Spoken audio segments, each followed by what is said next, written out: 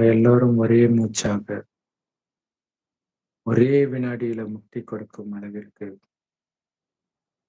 அதிவேகத்தில் தூய்மையின் சக்தியை இந்த உலகத்திற்கு நிரப்பிக்கிட்டே இருக்கிறோம். எல்லாத்தையும் சூக்ஷ்ம வதனத்தில் இருந்துகிட்டே பண்றோம். பாபாவோட இணைந்தே பண்றோம்.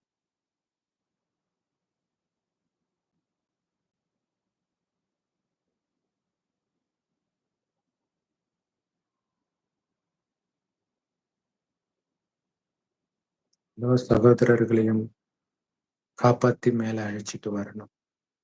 இந்த ஒரு எண்ணம் தான் இருக்குது. பாபா என்ன காப்பாத்தின மாதிரி என் சகோதர ஆத்மாக்களை காப்பாற்ற வேண்டியது என்னுடைய பொறுப்பு. அதற்காக எந்த எல்லைக்குட்பட்ட எண்ணமும்